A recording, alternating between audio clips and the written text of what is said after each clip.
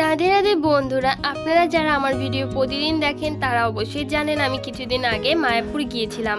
আর এখানেই আছে জগন্নাথ দেব, বলদেব আর হচ্ছে সুভদ্রা মন্দির। আর এখানে জগন্নাথ দেবের যে আবির্ভাব আছে সব কাহিনী এখানে চিত্রপট আর হচ্ছে বিগ্রহর মাধ্যমে দেখানো হয়েছে আর লিখেও দেওয়া হয়েছে মানুষের সুবিধার জন্য, কিভাবে সে স্বপ্নে আদেশ করেছিল, কিভাবে এক টুকরো কাঠ থেকে তাদের তিনজনকে রূপদান করা হয়েছিল সব, এবং কি ভগবান শিব পার্বতীর কাছে চৈতন্য মহাপ্রভুর যে নীলা সেগুলো বর্ণনা করছিলেন, সব এখানে দেওয়া হয়েছে। গৌরাঙ্গ মহাপ্রভু যে রাধাকৃষ্ণেরই মিলিত রূপ সেখানেও এটাও দেখানো হয়েছে।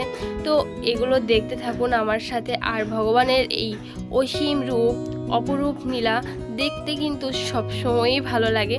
তো আমরা এগুলো দেখে চলে গেছি একটা পুকুরের পাশে। এখানে না উড়ালপঙ্খী নামের একটা নৌকা আছে, এখানে হচ্ছে ভগবানকে রাখা হয়।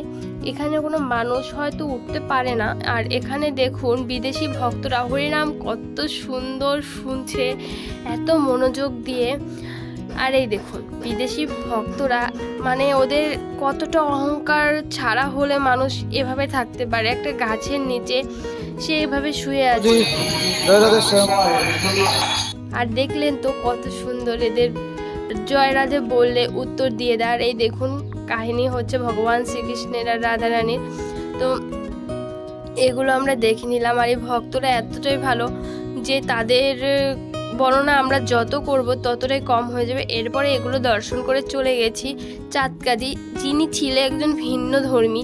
সে আমাদের ভগবান চৈতন্য মহাপ্রভু ভগবানকে এতটা ভালোবেসে সে তার ধর্মে থেকেই আমাদের ধর্মটাকে এতটা ভালোবেসেছিলেন, তার এখানে গিয়েছিলাম। তো এগুলো দেখে আমাদের কিছু শেখা উচিত যে আমাদের ধর্মটাকে আমাদের সম্মান করা উচিত, আমাদের ধর্মটাকে আমরা খুব ভালোভাবে পালন করা উচিত। যদি আমার ভিডিওগুলো ভালো লাগে চ্যানেলটিকে সাবস্ক্রাইব করে দেবেন, লাইক কমেন্ট করে পাশে থাকবেন। শেষ পর্যন্ত দেখার জন্য অসংখ্য ধন্যবাদ। টাটা।